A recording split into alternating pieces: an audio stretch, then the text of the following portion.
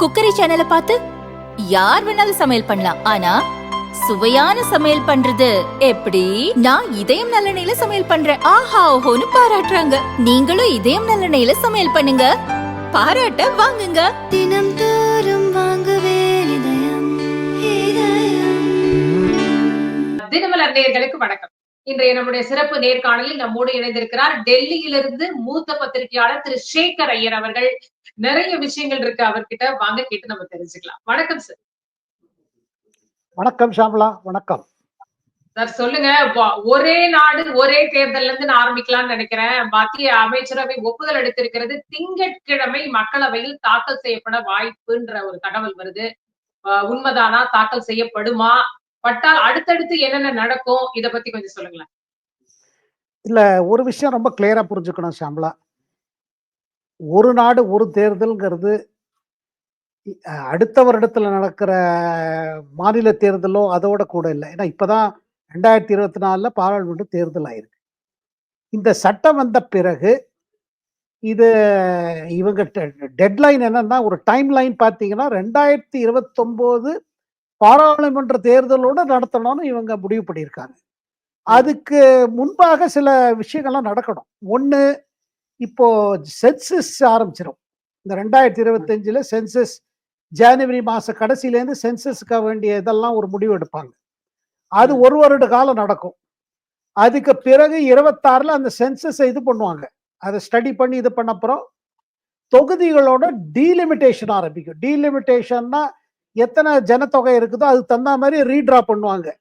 அதுக்கு பிறகு எண்ணிக்கை அதிகமாகணும்னு இருக்கு. இந்த தடவை 2026 டீலிமிட்டேஷன் எக்ஸசைஸ் செய்த பிறகு, ஏன்னா இப்ப இருக்கிற 543 லோக்சபா தொகுதிகள் அதுக்கு மேல பண்ணணும். அதே மாதிரி மாநிலங்கள் சட்டசபையிலும் இது ஏறும். ஏன்னா ஜனத்தொகை பெருகி இருக்குது. இதுலதான் பாருங்க, இது ஒரு சிக்கலான விஷயம். காரணம் என்னன்னா, தென்னிந்திய மாநிலங்கள் என்ன சொல்றாங்க, நாங்க நல்லா ஜனத்தொகையை கண்ட்ரோல் பண்ணிட்டோம், அதனால எங்களுக்கு டிஸ்அட்வான்டேஜா இருக்குது, ஃபேமிலி பிளானிங் நல்லா இது பண்ணியிருக்கோம், இம்ப்ளிமெண்ட் பண்ணியிருக்கோம். ஆனா வட மாநிலங்கள் இதை சரியா செய்யல, அதனால அங்க ஜனத்தொகை அதிகமான நம்மளுக்கு சீட்டு போயிடும். அதனால இது ஒரு சிக்கலா இருக்குது. ஏன்னா எங்களுக்கு அட்வான்டேஜ் குறைஞ்சிரும். அதனால ஒரு ஃபார்முலா ஒண்ணு தயாராகும். இது இருக்குது.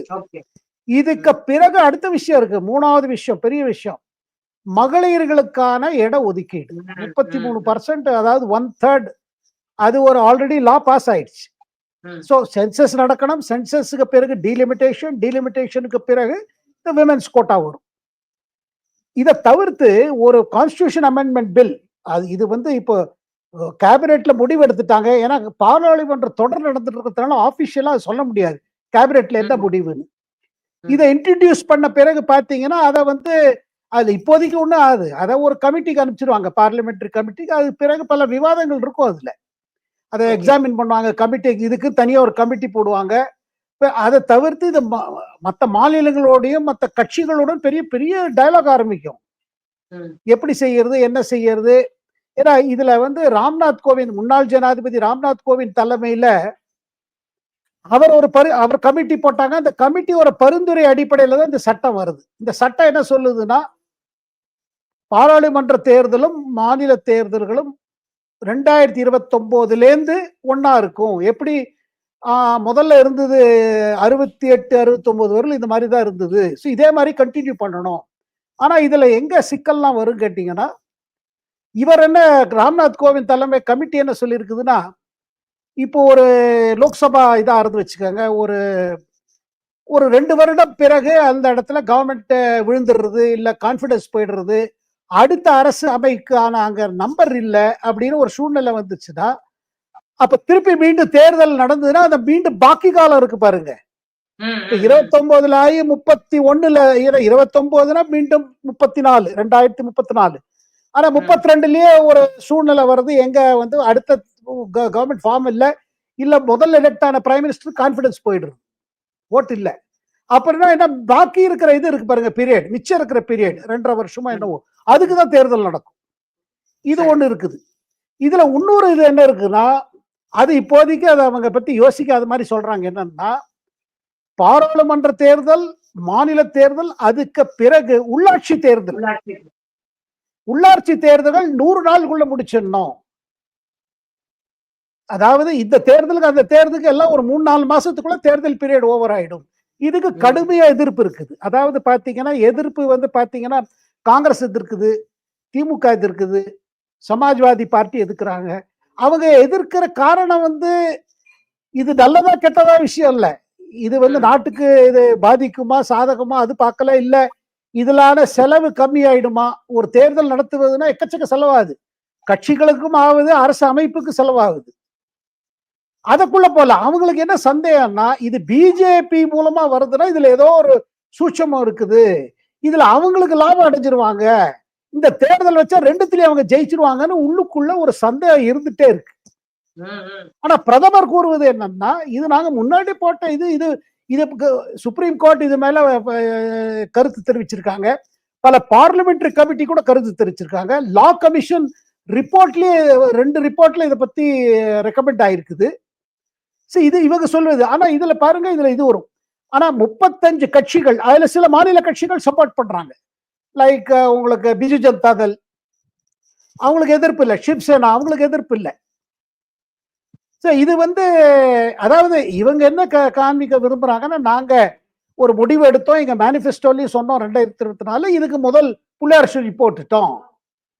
ஆனா ஒண்ணுங்க இதெல்லாம் முடியணும், சென்சஸ், டீலிமிட்டேஷன், விமென்ஸ் கோட்டா இதெல்லாம் ஆன பிறகு. ஏன்னா என்ன சொல்லப்படுறதுன்னா இப்ப இருக்கிற 543 இருக்கு பாருங்க தொகுதிகள், இது 750 ஆயிடலாம், 800 கூட ஆகலாம்.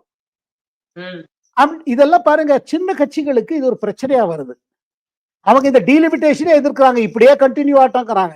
காரணம்னா மாநில கட்சிகள் இதுவரையில் அந்த மாதிரி விமன் லீடர்ஸை தயார் பண்ணலாம். அவங்க நீங்க சில கட்சிகளை விட்டீங்கன்னா இப்ப மேற்கு வங்காளத்துல மம்தா கட்சியில அந்த கோட்டா எல்லாமே நிறைய அவங்க லேடிஸ்க்கு சீட் கொடுக்குறாங்க.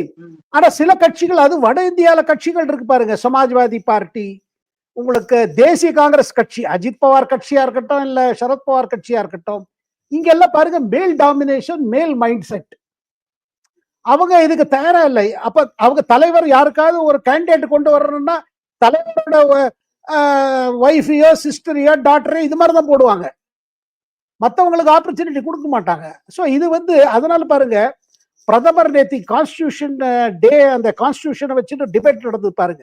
அதுல கூட என்ன சொன்னாரு, ஒரு திட்டத்துல நம்ம புது திட்டம் நாங்க கொண்டு வர பாக்குறோம், இளைஞர்களை ட்ரெயின் பண்ணணும் நம்ம பொலிட்டிக்கல் கவர்னன்ஸ்ல, அதாவது அரசியல்ல வருவதற்கு ஒரு ட்ரைனிங் தேவை, இதை பண்ணி புதுசா கொண்டு வரணும். இந்த குடும்பாட்சி இருக்கு பாருங்க, இது சரியில்லை, இது டெமோக்ரஸி கிடையாது. இது அவர் முன்னே சொல்லிட்டு இருக்காரு. பிஜேபியும் உங்களுக்கு தேர்தல் பத்திரிகை இதுலயும் இருந்தது, மேனிபெஸ்டோலயும் இதை சொன்னாங்க. சரி பல விஷயம் கலந்து இருக்கு. இதுல வந்து பாத்தீங்கன்னா இது எப்படி போகுங்கிறது இதுவா இருக்குது. ஆனா ஒரு முடிவு எடுத்திருக்கோம், இந்த டைரக்ஷன்ல போகணும், எங்கேயாவது ஒரு இடத்துல ஆரம்பிக்கணும் சொல்லிதான் இதை ஆரம்பிக்கிறாங்க. ஆனா நான் சொன்ன மாதிரி எதிர்கட்சிகளுக்கு ஒரு பெரிய சந்தேகம், ஏன் பிஜேபி இதுல தீவிரமா இருக்குது, ஏதாவது லாபம் அடையுமா, நமக்கு என்ன ஆகும். ஆனா பாருங்க இவங்க நேத்தி கூட நம்ம உள்துறை அமைச்சர் அமித்ஷா சொன்னாரு, பல ஆல்ரெடி ஆந்திர பிரதேஷ்ல, ஒடிசால, தெலுங்கானா முன்பு இது ஒன்னா நடந்திருக்கு தேர்தல் பாராளுமன்ற. அதுல பாருங்க ஒடிசால பாராளுமன்ற தேர்தலில் பிஜேபிக்கு அதிகமா சீட்டு கிடைச்சிச்சு. ஆனா பிஜு ஜனதா தளுக்கு ஒடிசால ஆட்சி பிடிச்சாங்க போன தரம். இப்ப இந்த தரம் தேர்தல் அதுக்கு பிந்தின தேர்தல். ஸோ ஓட்டர்ஸுக்கு யாரை எங்க உட்காத்தி வைக்கணுங்கிறது அது அவங்களுக்கு இருக்குது. அவ்வளோ அவங்க they are not so ignorant, அவங்களுக்கு புரியுது யாருக்கு ஓட்டு போடணும்னு அப்படின்னு ஒரு கருத்து அமித்ஷா வைக்கிறாரு. அதாவது இது கிடையவே கிடையாது. ஏன்னா இன்னொரு குற்றச்சாட்டு என்னன்னா இது ஃபெடரலிசம் போயிடும். அதுதான் இங்க தமிழ்நாட்டுல வைக்கப்பட்டிருக்கின்ற ஒரு விஷயம் வந்து மாநிலங்களுக்கான வந்து சுயாட்சியில இது கைய வைக்கக்கூடிய ஒரு விஷயமாக இருக்கு அப்படின்னு இப்ப கூட ரீசெண்டா முதல்வர் பேசுனதை பார்க்க முடிஞ்சது. நிஜமாவே இதற்கும் மாநில சுயாட்சிக்கும் என்ன பிரச்சனை ஏதாவது வருமா? உண்மையிலே அப்படி ஒரு விஷயம் இருக்கா? இல்ல அது மாதிரி பாருங்க, பாருங்க மக்கள் உங்களை தேர்ந்தெடுக்க போறாங்க. அது பாராளுமன்ற தேர்தல்ல இப்ப பாருங்க, பாராளுமன்ற தேர்தல்ல டிஎம்ஏக்கு நல்ல சீட்டு ஜெயிச்சாங்க, கூட்டணிக்கு நல்லா கட்சிச்சு, 40க்கும் நல்ல ஸ்ட்ரைக் ரேட்டு, 90%, 99% ஸ்ட்ரைக் ரேட். அப்ப இருக்கும் பொழுது அதே இப்ப அடுத்தது இப்ப மாநில தேர்தல் வரப்போறது 26ல, அதுல பாத்தீங்கன்னா இருக்கிற எல்லா கூட்டணியும் டிஎம்கேக்கு நல்ல கான்பிடன்ஸ் தான் இருக்குது. புது ஃபேக்டர்ஸ் எல்லாம் வந்தாச்சு. இப்போ வந்து விஜய் தன் கட்சி ஆரம்பிச்சிட்டாரு, இதெல்லாம் இருக்குது. ஆனா உள்ளுக்குள்ள பயம் என்னன்னா, அந்த பாருங்க அவங்க பயப்படுறது இந்த ஒரு நாடு ஒரு தேர்தல் ஒன்று இல்ல. அவங்க பயப்படுறது இன்னொரு மேட்டர். என்னன்னா, இது பிறகு வர விஷயங்கள்லாம் இருக்கு பாருங்க. ம். நான் சொன்னது டீலிமிட்டேஷன். இப்ப பாருங்க ம். ஒரு ஃபார்முலா என்ன ஒர்க் அவுட் பண்றாங்க. அதாவது ஜனத்தொகையை வச்சுட்டு சீட்டை போட்டீங்கன்னா, உத்தரப்பிரதேசம் போல மாநிலங்களோ, இல்ல பீகார் போல மாநிலங்கள், மகாராஷ்டிரா போல அங்கதான் அதிகமா அதிகம். அதுக்காக நான் என்ன கேள்விப்படுறேன்னா, ஒரு ஃபார்முலா பத்தி பேசப்படுது. இப்ப இருக்கிற ஓகே. என்ன இது இருக்குதோ அதை வந்து நம்ம 20% அதிகப்படுத்திட்டோம். இப்ப தமிழ்நாடு, பாண்டிச்சேரி சேர்த்து 40 அதை 60 ஆக்கிடுவோம். உத்தரப்பிரதேசில 80 அது 120 ஆகட்டும். அப்ப எல்லாருக்கும் 20% ஏத்திட்டானா ஒன்றும் பெரிய பிரச்சனை இருக்காது அப்படின்னு சில ஃபார்முலா பேசப்படுறது. பட் அந்த ஃபார்முலாவோட லீகல் பேசிஸ் இதெல்லாம் பல விஷயங்கள் வரும் இதுல. ம். ஆனா இது ஆரம்பம். ஆனா இதுல அவர் பிரதமர் ரொம்ப இதுவா இருக்காரு. அதாவது நம்ம எடுத்த முடிவு பின்வாங்க கூடாது, நம்ம வாக்குறுதி கொடுத்திருக்கோம். அவருக்கு சொல்வது என்னன்னா, பல ஸ்டடி என்ன சொல்லியிருக்குன்னா, லட்சம் கோடி நீங்க சேவ் பண்ணலாம். ஏன்னா தொடர்ந்து தேர்தல் இதுல இருக்கும் பொழுது இது ஆர்குமெண்ட். தேர்தல் இருக்கும் பொழுது இது வந்து எப்படி, ஏன்னா எப்ப பார்த்தாலும் எலெக்ஷன் வந்துருச்சுன்னா ஒன்றும் முடிவு எடுக்க முடியாது. சில சமயம் குட் கவர்னன்ஸ்க்காக, நல்லாட்சிக்காக சில டஃப் டிசிஷன்ஸ் எடுக்க வேண்டியிருக்கு. எது பாப்புலரா இருக்காது, ஆனா எடுக்க முடியும். ஆனா தேர்தல் வருதுன்னா பேசாம இருப்போம். எந்த ஆளும் கட்சியே எதுவும் செய்யாது. எது தனக்கு ஒரு இடைக்கால தேர்தலில் அஃபெக்ட் ஆகுதோ, இல்லை ஒரு வரப்போற மாநில தேர்தலோ, இல்லை பார்லிமெண்ட் தேர்தல் இதில் நமக்கு டேமேஜ் ஆகும்னு செய்ய மாட்டாங்க. அதில் அந்த டிசிஷன் நல்ல டிசிஷனாக இருக்கும், அந்த மாநிலத்துக்கு நல்லதா இருக்கும், மக்களுக்கு நல்லதா இருக்கும். அதை எடுக்க மாட்டாங்க, ஏன்னா இதில் நமக்கு டேமேஜ் ஆகிட்டு போயிடும். ஆனால் இதில் இன்னொரு ஆர்குமெண்ட் என்னென்ன, கவுண்டர் ஆர்குமெண்ட் என்னன்னா, டெமோக்ரஸியில நீங்க எப்படி எதுவும் ஃபிக்ஸ் பண்ண முடியும்? ஏன்னா ஒரு ஸ்டேட்ல ஒரு மாதிரி சூழ்நிலை வரும். அரசியல் ஒரு மாதிரி இருக்குது. இது தேசிய அரசியலுக்கு சரி நீங்க சொல்லலாம். பட் மாநில அரசியல் மாறுது. இது அவங்க ஆர்குமெண்ட். இது எப்படி நீங்க ஒண்ணா பண்ண முடியும்? அதை தவிர்த்து என்ன கேள்வி கேட்கறாங்க, இந்த கேள்விக்கு தான் இந்த பரிந்துரை வந்தது. என்னன்னா, நீங்க இருக்கிற ரிமைனிங் பீரியடுக்கு இது எலெக்ஷன் வைங்க. இப்ப பாருங்க எங்க பிரச்சனை வரும் பாருங்க. 2026 தமிழ்நாடு, மேற்கு வங்காளம், அஸ்ஸாம், கேரளம் இது எல்லாத்துலயும் உங்களுக்கு சட்டசபை தேர்தல் முடிஞ்சிடும். பிறகு 29ல பாராளுமன்ற தேர்தல் வரும்போது 26ல இது பண்ணி பிறகு 29க்கு மீண்டும் போவாங்களா? அப்போ ஒரு பிரச்சனை வருது. ஏன்னா திருப்பி அப்ப எங்க டேர்ம் என்ன ஆகுது? நாங்க என்ன 3 வருஷத்துக்காக எலெக்ட் ஆகி வருவோம். 26ல இருந்து 29 வரல. அப்போ என்ன நீங்க நீடிச்சீங்கன்னா அவங்க சரி. இப்ப நீங்க 26ல தான் தேர்ந்தெடுத்து வந்தீங்க, 29ல உங்களுக்கு அப்ளிகபிள் ஆகுது. நீங்க 26ல வந்ததுல அடுத்த 29 34ல பண்ணிக்கோங்கன்னா, நீங்க அடிஷனலா ஒரு 5 வருஷம் கொடுத்தா ஓகே. 8 வருஷமா இருந்துட்டு போறோம். நீங்க எக்ஸ்டெண்ட் பண்ணீங்கன்னா சரி, கர்டெயில் பண்ணேன்னா பிரச்சனை வரும். நீங்க அது அவங்க டைம் பீரியட குறைச்சிங்கன்னா அவங்க சொல்லுவாங்க ஏன் குறைக்கிறீங்க. இதுல இருக்குது ஷாமலா, இது அவ்வளவு ஸ்மூத் விஷயம் இல்ல. ஆனா இதுல விவாதம் தொடரும். இது ஒரு பப்ளிக் டிபேட் இருக்க போகுது, கட்டாயமா இருக்க போகுது. அது நல்லதுதான். ஏன்னா கான்ஸ்டிடியூஷன் அமெண்ட்மெண்ட்ங்கிறது உங்களுக்கு பார்லிமெண்ட்ல பாஸ் பண்ணி அட்லீஸ்ட் 15-20 மாநிலங்கள் சட்டசபையில இது பாஸ் ஆகும். 2/3 ஆஃப் தி ஸ்டேட்ஸ் இதை பாஸ் பண்ணும். இது ஒரு பக்கம் இருந்தாலும் பிரியங்கா வாத்ராவின் முதல் பேச்சு நாடாளுமன்றத்துல இத வந்து நம்மளுடைய அரசமைப்பு சட்டம் ஏற்றுக்கொள்வதன் 75வது ஆண்டு அந்த பெருமை மிகு பயணம் குறித்த விவாதத்துல அவங்க முதல் தடவையா பேசுறாங்க. அவர்களுடைய பேச்சு நீங்க வந்து எப்படி பாக்குறீங்க? எப்படி இருந்ததா நீங்க ஃபீல் பண்றீங்க? அவங்களும் சொல்றாங்க, பேலட் பேப்பரை பத்தி அவங்களும் பேசுறாங்க. பேலட் பேப்பர் எலெக்ஷன் வச்சிருந்தா இந்நேரம் பிஜேபியோட உண்மை முகம் எல்லாருக்கும் தெரிஞ்சிருக்கும், இவிஎம்னால தெரியல அப்படின்ற ஒரு விஷயத்த அவங்களும் முன்வைக்கிறாங்க. எப்படி இருந்ததுன்னு நினைக்கிறீங்க அவங்களுடைய பேச்சு? இல்லைங்க, அவ முதல் மெய்டன் ஸ்பீச். மெய்டன் ஸ்பீச் நல்லா தான் பண்ணியிருக்காங்க. அதுல சில பேர் என்ன சொல்றாங்க, ராகுல் காந்தியோட இவங்க நல்லா பேசுறாங்கன்னு சொல்றாங்க. ஏன்னா பாருங்க கம்பேரிசன் எப்படி ஆகுது பாருங்க. அண்ணன் தங்கச்சிக்குள்ள கம்பேர் ஆகுது.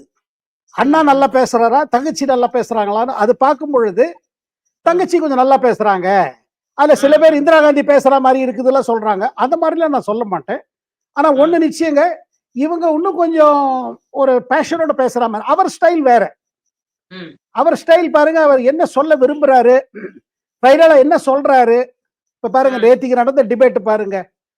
ம். தான் தான் எழுதி அந்த டிபேட்டை வர வச்சாரு. கான்ஸ்டியூஷன் அடாப்ட் ஆகி 75 வருஷம் ஆயிடுச்சு. அதனால ஸ்பீக்கருக்கு லெட்டர் போட்டு ஒரு 2 நாள் வச்சாரு. ஆனா இந்த சப்ஜெக்ட்ல கடைசியில என்ன ஆச்சு பாருங்க, செல்ஃப் கோல் மாதிரி ஆயிடுச்சு.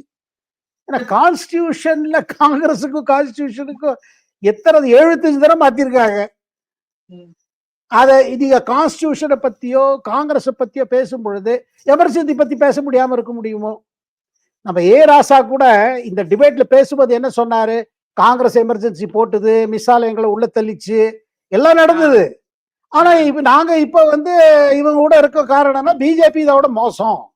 ஏன்னா பிஜேபி வந்து மதவெறியை கலப்புது, அதனாலதான் இங்க இருக்கும். நேஷன் ஃபர்ஸ்ட் அண்ட் ஜனநாயகம் நேஷன் ஃபர்ஸ்ட்ன்ற முறையில நாங்க இப்போ வந்து காங்கிரஸோட இருக்கோம் அப்படின்னு வந்து சொல்றாரு. இதுல வந்து கோட் பண்றாரு. நீங்க ராகுல் காந்தி அவர்களுடைய பேச்சு சொல்லும் பொழுது சவர்கரோட அவரு கோட் பண்றாரு. வந்து அரசமைப்பு சட்டத்தை பத்தி அவர் அப்படி சொன்னாரு. அப்படி இருக்கும்போது நீங்க இப்ப அரசமைப்பு சட்டத்தை வந்து தூக்கி பிடிக்கிறோம்னு சொல்றீங்களே, இதை எப்படி நம்ப முடியும்? இது எப்படி ஏற்றுக்கொள்ளக்கூடிய விஷயமா இருக்கும்னு கேக்குறாரு.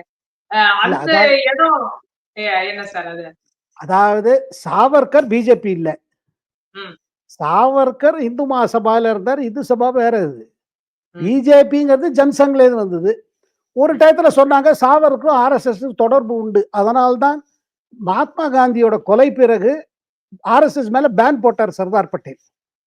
அதுக்கு பிறகு ஆர்எஸ்எஸ் டைரக்ட் ரோல் கிடையாது சொன்னப்பறம் ஆர்எஸ்எஸ் மேல பேன் லிஃப்ட் ஆயிடுச்சு. சாவர்கர் சொன்னது வந்து அது பிஜேபியோட இது இல்ல. இதுல இன்னொரு சிக்கல் வந்துருச்சு. நேற்றுக்கு சாவர்கரை பத்தி பேசினோன்னா ஆதித்ய தாக்கரேக்கு கோவம் வந்துருச்சு. அதாவது மகா விகாஸ் அகாடி கூட்டணியோட சிவசேனா, உத்தவ் தாக்கரேயோட சிவசேனாவோட future leader or even present leader சொல்லணும். ஆதித்ய தாக்கரே என்ன சொன்னாரு ராகுல் காந்திட்ட, எதுக்கு நீங்க அதுக்கு, ஏன்னா சாவர்கர் வந்து அங்க ஹீரோங்க. மகாராஷ்டிரால சாவர்கர் வந்து இந்து மகாசபால இருந்தா கூட ஏன்னா அங்க காந்தி படுகொலையில கூட அவருக்கு அக்விட் ஆயிட்டாரு சாவர்கர். சாவர்கர் மேல இது கிடையாது. ஏன்னா கோபால் கோட்ஸே யார் காந்தியை சுட்டாரோ அவர் வந்து இன்ஃபுளுன்ஸ்டு பை சாவர்கர்னு ஒரு குற்றச்சாட்டு குற்றப்பத்திரிகையில இருந்தது. ஆனா சாவர்கர் மேலும் இன்வெஸ்டிகேஷன் நடந்தது. ஆனா சாவர்கர் அக்விட் ஆயிட்டார். சோ அதனால இவங்க, ஆனா சாவர்கர் வந்து அந்த 11 ஆண்டு காலம் அண்டமான்ல அந்த செல்லுலார் ஜெயில அவர் இருந்ததுனால மகாராஷ்டிரால பாருங்க ஸ்கூல், அதுல கட்சியே கிடையாதுங்க. எல்லா கட்சி, அதாவது காங்கிரஸ் எல்லாருமே அவரை வந்து ஒரு மகாராஷ்டிராவோட ஐகான் மாதிரி. இப்ப எப்படி சிவாஜி, சத்ரபதி சிவாஜிக்கு என்ன இதுவோ அதே முக்கியத்துவம் சாவர்கருக்கு. அந்த மாதிரி ஒரு ஐகான் பாருங்க. Doctor B.R. அம்பேத்கர், சாவர்கர், ஜோதி பூலே, இந்த மாதிரி சில பேக்வர்ட் கிளாஸஸ்க்காக தலித்துக்காக அதவர் கூட சாவர்கரை சேர்த்துக்கிறாங்க. சோ அதனால சாவர்கரை பத்தி சொன்னீங்கன்னா சரத்பவார், ஏன்னா முதல்ல ராகுல் காந்தி பேச ஆரம்பிச்ச போது சரத்பவாரும் உத்தவ் தாக்கரேயும் அவங்களுக்கு அட்வைஸ் பண்ணாங்க, நீங்க இதை பேசுனீங்கன்னா நாங்க அதை சப்போர்ட் பண்றோம். ஏன்னா மகாராஷ்டிரால வேற மாதிரி இருக்கும். இதுல ராகுல் காந்தி என்னவோ தான் இவ்வளவு டிபேட் கேட்டுட்டு நேத்திக்கு அவர் பேசும் பொழுது அவர் சரியா சொல்ல முடியல.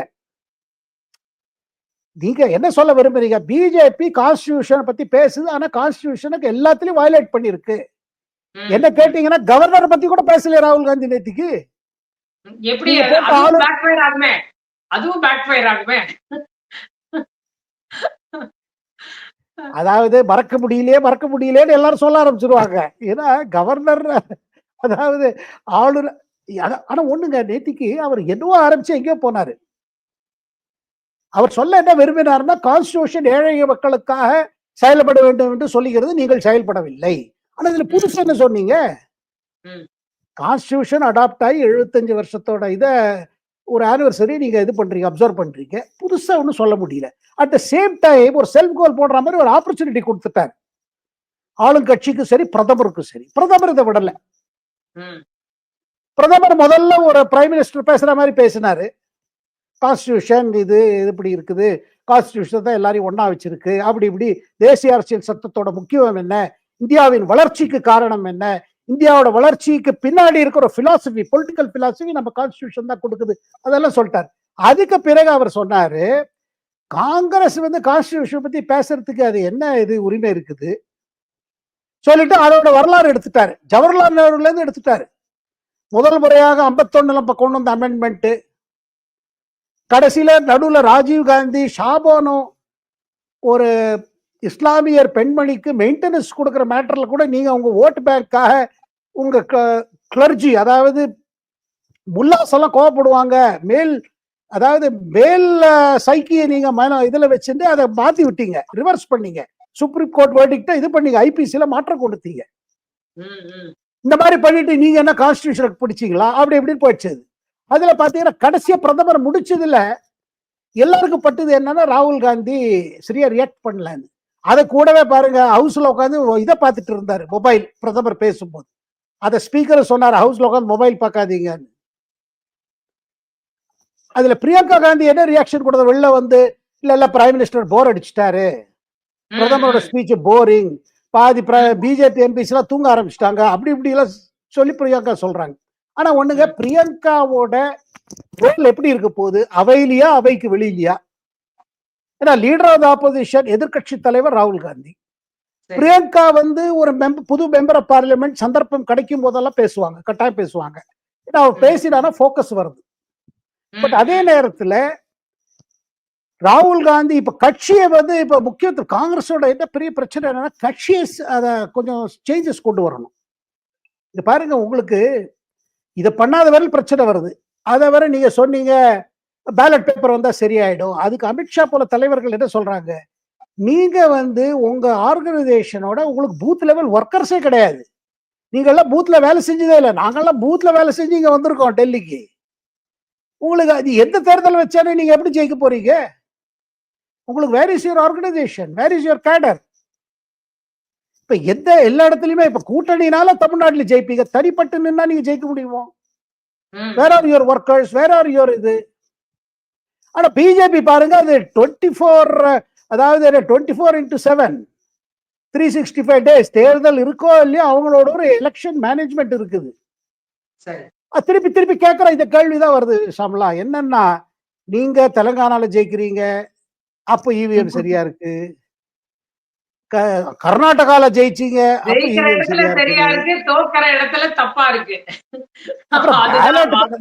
இல்ல பேலட் பேப்பர் நடக்கும் போது என்ன இதெல்லாம் குண்டா இது கொடுமையெல்லாம் நீங்க பாத்திருக்கீங்க, ஓட்டு போட விட மாட்டாங்க, பேப்பர் கீச்சு போடுவாங்க, பூத்த நெருப்பு வச்சு 10 சம்பவம் எல்லாம் பார்த்திருக்கோம் பீகார்ல, உத்தரப்பிரதேசத்துலாம் பல பேர் சாவாங்க. அங்க நீங்க பாராளுமன்ற தேர்தல் குறைஞ்ச ஒரு 50-60 பேர் சாவு ஹெட்லைன்ஸ் இருக்கும். அந்த காலம் போயிடுச்சு. இவிஎம்ல கோளாறு இருக்கு சொல்ல ப்ரூவ் பண்றது இல்ல. இன்னொரு விஷயம் பாருங்க, இவங்க திருப்பி திருப்பி பேசுறாங்க, கோர்ட்ல போய் பாருங்க, இல்ல கோர்ட்டுக்கு போவோங்கிறாங்க. கோர்ட்டுக்கு பலமுறை போயாச்சு, சுப்ரீம் கோர்ட்ல இல்ல திருப்பி போறோம், இது சரியில்லை. ஆனா அதுல கூட பாருங்க சில கொஞ்சம் பேக் ட்ராக்கிங் இருக்கு. நாங்க சொல்வது ஒரு இவிஎம் இல்ல, எலெக்ஷன் ப்ராசஸ் அப்படின்னு பெரிய பெரிய வார்த்தைகள் உபயோகப்படுத்துறாங்க, ஆங்கில வார்த்தைகள். நடைமுறைகளே சரியில்லை, தேர்தல் நடத்தும் விதம் சரியில்லைன்னு அப்படியே இது தொடர்ந்துகிட்டே இருக்கு. இன்னொரு பக்கம் பார்த்தா இண்டி கூட்டணியில யாரு தலைமை ஏற்கிறதுன்ற ஒரு விஷயத்துல திரும்பி வந்து நிக்கிறாங்களே. மம்தா அவர்கள் வந்து ஓகே அப்படின்னு ஏற்கனவே சரத்பவாரும் ஓகேங்கிறாரு, லாலும் ஓகேங்கிறாரு. இப்ப பார்த்தா அதுக்கு ஒரு சின்னதா இந்த சைடு வந்து ஒமர் அப்துல்லாவும் ஒரு பச்சைக்கொடி காட்டிட்ட மாதிரி தெரியுது. அதாவது என்னதான் நீங்க ராகுல் காந்தி அவர்கள் லீடர் ஆஃப் ஆப்போசிஷனா இருந்தாலும் எல்லா பொசிஷனையும் அவங்க ஏர்ன் பண்ணுமே தவிர அப்படியே பெரிய கட்சின்றதுனாலயே அது அப்படியே ஏத்துக்க முடியாதுன்ற அளவிற்கு அவரும் வர்ற மாதிரி தெரியுது. இது என்ன அதுக்குள்ள ரொம்ப பெரிய ஒரு கசமுசா ஒரு விரிசல், எப்படி அதை சொல்றதுன்னு தெரியலையா, ஒரு மாதிரி நடந்துட்டே இருக்கா அந்த இந்தி கூட்டணிங்கிறது, இருக்கா இல்லையா? இப்போ நீங்க கேட்டீங்க யார் தலைமை எடுக்கணும்னு ஒரு பிரச்சனையோட யார் இருக்க கூடாத பத்தி தான் ஜாஸ்தி பேசுறாங்க. அதுல அவங்க சொத்தி காமிக்கிறது காங்கிரஸ் கட்சி. அது காரணம் வேற ஒன்றும் இல்லைங்க, ராகுல் காந்தியோட ஸ்டைல் ஒண்ணு. இரண்டாவது, மகாராஷ்டிராக்கு பிறகு இவ்வளவு 100 சீட்டு மேல நீங்க என்ன கண்டெஸ்ட் பண்ணீங்க, அந்த 100 சீட்ல 75 சீட்டு டைரக்டா பிஜேபியோட கண்டெஸ்ட். அதுல அது 75 பிஜேபி 65 ஜெயிச்சிட்டாங்க, பாக்கி 10 தான் நீங்க ஜெயிச்சீங்க. அப்ப எங்க டைரக்டா நீங்க பிஜேபி எதிர்த்து போட்டியிட இடத்துல நீங்க பண்ணல. இதுல ஒரு இது இருக்குதுங்க ஷாம்லா, 2016 மமதா வந்து சோனியாவை சந்திச்சாங்க. 14 பிரதமர் மோடி முதல் முறையாக டெல்லிக்கு வந்து அதாவது பிரதமர் ஆனார். அப்ப சோனியாவை சந்திச்ச போது மமதா என்ன சொன்னாங்க, பாருங்க காங்கிரஸ் இப்போ கொஞ்சம் வீக் ஆயிடுச்சு, இனிமே நீங்க தேர்ட் ஃப்ரண்ட்டை முன்னாடி வச்சுட்டு காங்கிரஸ் பின்னாடி சப்போர்ட் பண்ணுங்க, எப்படி 96ல 98 பண்ணீங்களோ எங்கள்கிட்ட விடுங்க. அதை சோனியா காந்தி தப்பா புரிஞ்சுக்கிட்டாங்க. தப்பா புரிஞ்சுட்டாங்க என்னன்னா, அவங்கள பொறுத்த மட்டும் என்னன்னா, அப்ப நீங்க என் மகன் ராகுல் காந்தி எடுத்த கொஸ்டின் மேனா அப்பதான் அவர் வந்தாரு. அதுக்கு பிறகு அவர் காங்கிரஸ் பிரசிடென்டா கூட ஆனாரு. சோனியா சொன்னாங்க, எப்படி நாங்க விட்டு கொடுப்போம், இவ்வளவு பெரிய கட்சி இது, இவ்வளவு வருஷம் நாங்க ஆண்டிருக்கோம், எங்களுக்கு ஆல் இந்தியா பிரசன்ஸ் இருக்குது, நாங்க விட்டுட்டு உங்களை சப்போர்ட் பண்ணுவோமா, நீங்க வெறும் மேற்கு வங்காளத்து வெளியில நீங்க என்ன இருக்கீங்க, நாங்க எல்லா இடத்துலயும் இருக்கோம் அப்படின்னு சொல்லி அவங்களை அனுப்பிச்சிட்டாங்க. அதனால 2019 என்ன ஆச்சுன்னா, மம்தால ஒண்ணும் பேசவே இல்லை காங்கிரஸ். மத்த தலைவர் இதை மம்தா அங்க பேசிட்டு எல்லார்ட்டையும் சொன்னாங்க, சரத்பவார்ட்ட மத்த தலைவர்கள்ட்ட சொன்னாங்க, பாருங்க அவங்க தயாரா இல்ல. அதுக்கு பிறகு 19ல மீண்டும் பிஜேபி ஆட்சி வந்த பிறகு காங்கிரஸ்க்கே தோணிச்சு, சரி இது நம்ம கூட்டணி மாதிரி ஒரு அரேஞ்ச்மெண்ட் பண்ணணும். காங்கிரஸ் உள்ளுக்குள்ள என்னன்னா, we are the natural opposition party, இல்ல சின்ன சின்ன கட்சி. ஏன்னா 145 கடைசி நம்ம அரசு 2009ல கவர்மெண்ட் பண்ணலையா, அதை விட கம்மியா கூட இருந்தது 2004ல. இவங்கெல்லாம் சப்போர்ட் பண்ணாங்கல்ல, பிஜேபி தடுத்து வைக்கணும்னா நீங்க சப்போர்ட் பண்ணி தானே. ஆனா எதுக்கு இவங்கள்ட்ட தலைமையை விடுவது. இதுல என்ன ஆச்சு பாருங்க, 2022ல காங்கிரஸ் ஒரு விதமா இண்டிகேட் பண்ணி நிதிஷ்குமார்ட்ட நீங்க ஆரம்பிங்க, நீங்க எல்லாரையும் ஒன்னா சேருங்க, உங்களை கன்வீனர் மாதிரி பண்ணலாம் அப்படி இப்படின்னு ஒரு ஐடியா கொடுத்தாங்க. அவர் தீவிரமா இறங்கினார். இறங்கி ஓராண்டு காலம் 2022 23 வரை பல மீட்டிங் நடக்குது. ஆனா ஒரு கன்வீனர் போடுறதை பத்தி காங்கிரஸ் தயாரா இல்லை. அது ஒரு எதிர்கட்சி, அதாவது காங்கிரஸ் தவிர வேற கட்சிக்கு அங்க வரதுக்கு இஷ்டம் இல்லை. அதுல நிதிஷ்குமார் ஃப்ரஸ்ட்ரேட் ஆயிட்டார். என்ன வச்சு வேலை வாங்கினாங்க, எல்லாரையும் ஒன்னா சேர்த்தா, மம்தாவோட பேசினா அங்க ஏன்னா அவர் ஊர் ஊரா போனாரு, உங்களுக்கு ஞாபகம் இருக்கும். நிதிஷ்குமார் நவீன் பட்நாயக்கை சந்திச்சாரு, சென்னை வந்தாரு, நம்ம இவர ஸ்டாலின் கூட சந்திச்சாரு, பல இடங்கள் போனாரு. அவர் எதிர்பார்த்தார் என்னன்னா, Congress may be the main party, but convener will be one of the other so-called third front parties. அத சோனியா மறுத்துட்டாங்க. ராகுல் இல்ல அதெல்லாம் தேவையில்லை, கன்வீனர் காங்கிரஸே பண்ணிக்கலாம் அப்படின்ட்டாங்க. அதுல என்ன ஆச்சு பாருங்க, மகாராஷ்டிரால ஏன்னா ஆட்சியில் இருந்ததுனால அந்த அகாடின்னு ஒன்று ஃபார்மேஷன் ஆச்சு. ஆனா ஆல் இண்டியா வந்த பொழுது 2024ல கூட இந்தியா அலையன்ஸ் சமாஜ்வாதி பார்ட்டி ஏதோ கொஞ்சம் சீட் அலோவ் பண்ணாங்க உத்தரப்பிரதேசத்துல. மமதா சுத்தமா ஒரு அரேஞ்ச்மெண்ட் பண்ணிக்கல மேற்கு வங்காளத்துல. அண்ட் நிதிஷ்குமார் அந்த இடத்தை விட்டு இந்த பக்கம் வந்துட்டார், திருப்பி மீண்டும் என்டிஏக்கே வந்துட்டார். இது ஒன்றும் செயல்படாது அப்படின்னு.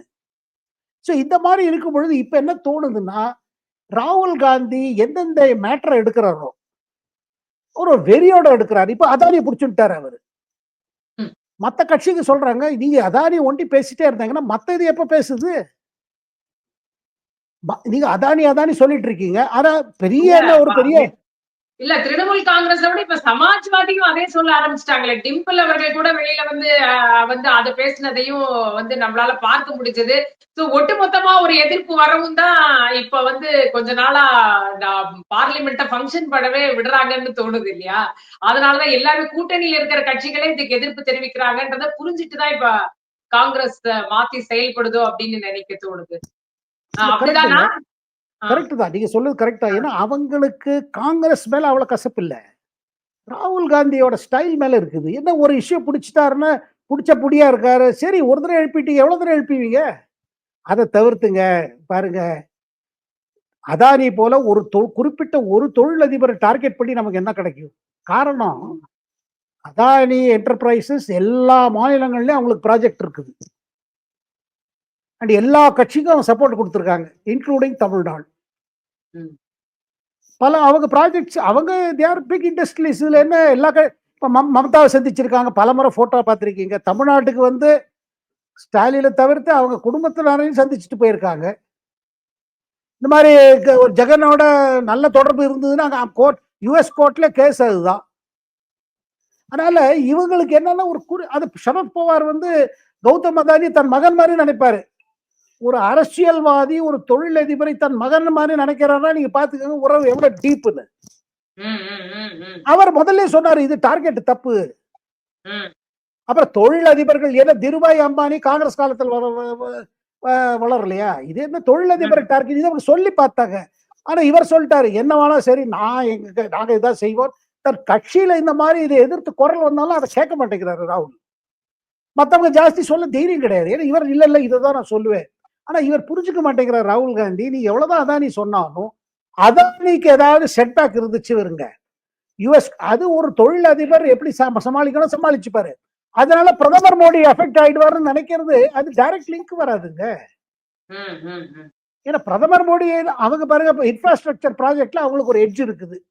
வேணுங்கிற கேபிட்டல்ல கொண்டு வராங்க, வெளி பேங்க்ல ஃபாரின் பேங்க்ஸ்ல இருந்து கடன் எடுத்து கொண்டு வராங்க. பிரதமர் மோடி ஆசைப்படுது என்னன்னா சீக்கிரம் எல்லாம் முடியணும், காமிக்கணும், 5 வருஷம் இது பண்ணணும், 5 வருஷம் அது பண்ணணும். அவர் ஒரு வச்சிருக்காரு. ஓப்பன் டெண்டர்ல தான் கிடைக்குது. அந்த டெண்டர்ல வேற யாருக்கு அந்த எக்ஸ்பீரியன்ஸ் இருக்கு? அவங்க பிரைவேட் போர்ட் நடத்துறாங்க, ஷிப்பிங் பண்றாங்க, பைனிங் பண்றாங்க. அதுவும் உலக அளவுல அவங்களுக்கு எதிரிகள் இருக்காங்க. ஏன்னா இன்டர்நேஷனலா நீங்க போக என்ன ஆகும்னா European companies, American companies, Australian companies, Chinese companies, South African companies, அவங்க you have to compete. And இதெல்லாம் பண்ணுவாங்க அவங்க. நீங்க அந்த வேர்ல்டு இருக்கு பாருங்க, கார்ப்பரேட் வேர்ல்டு, அது இட்ஸ் வெரி இந்த வேர்ல்டு இட்ஸ் டர்ட்டி வேர்ல்டு. விட்டுறதான் போகும். அதுல பாருங்க இவர் அரசியல கொண்டு வந்துட்டாரு. அது மற்ற கட்சிகளுக்கு பிடிக்கல. அவங்க என்ன சொல்றாங்க பாருங்க, மக்களுக்கு ஒண்ணும் புரியலைங்க. மகாராஷ்டிரா தேர்தல் இதேதான், அதானி அதானி அதானி சொன்னாரு, மோடி அதானி, ஒன்னும் இம்பாக்ட் இல்லைங்க. ஹரியானாலே ஒன்னும் இம்பாக்ட். ஏன் சொல்ல போனா 24 லோக்சபா தேர்தல் முழுக்க இதுதானே இஷ்யூ, ஒன்னும் இம்பாக்ட் இல்லையா? அதை அவங்க சொல்றாங்க. இதை விட்டுருங்க. இது என்ன நீங்க இது அவையும் நடத்த விடுறது இல்லை. நீங்க நம்ம என்னதான் பேசுறது, என்னதான் பண்றது? இப்ப இந்த 2 நாள் டிபேட் நடந்துருச்சு. இப்ப திருப்பி திங்கட்கிழமை ஆரம்பிக்கும். இது திருப்பி அதே ஆரம்பிக்கும்.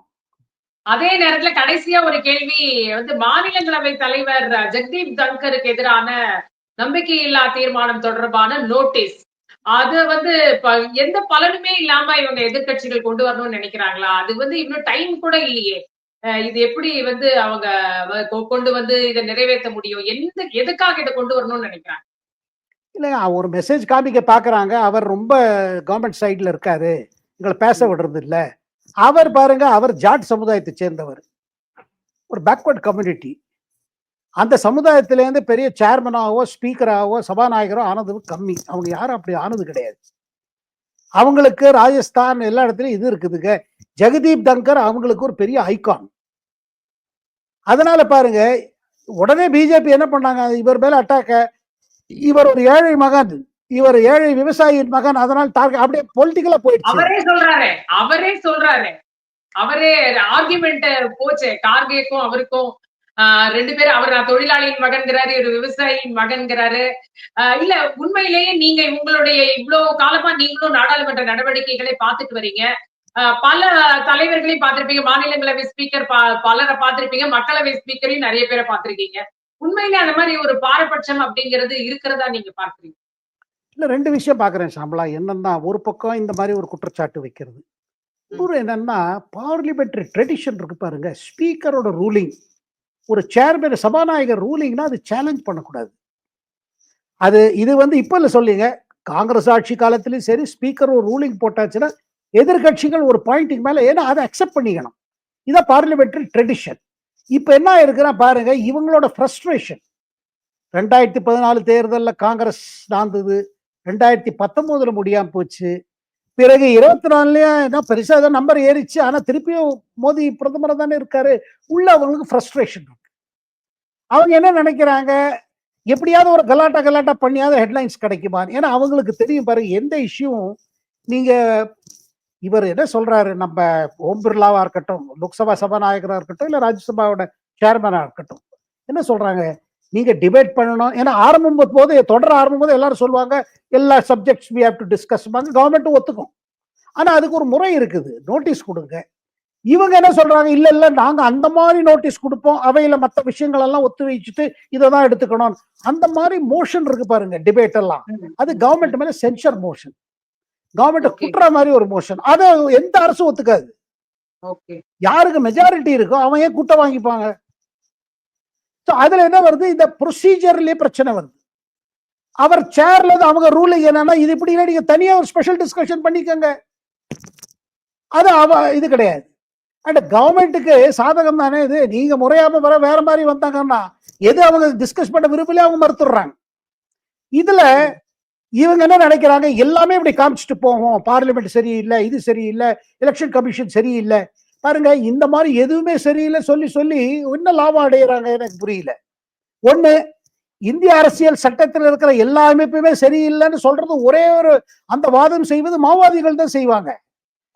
எதிர்கட்சிகள் சிலர் சரி எது செய்யலன்னா பின்ன எதுக்கு பார்லிமெண்ட்டுக்குள்ள வர்றீங்க?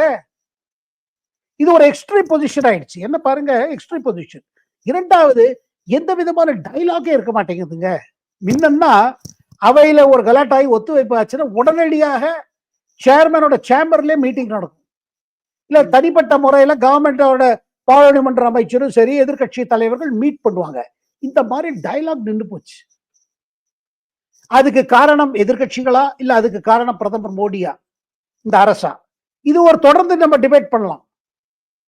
இவங்க சொல்லுவாங்க அவங்க காரணம், அவங்க சொல்லுவாங்க இவ காரணம். ஆனா ஒரு டைலாக் இருக்கு பாருங்க, அந்த டைலாக் கிடையாதுங்க.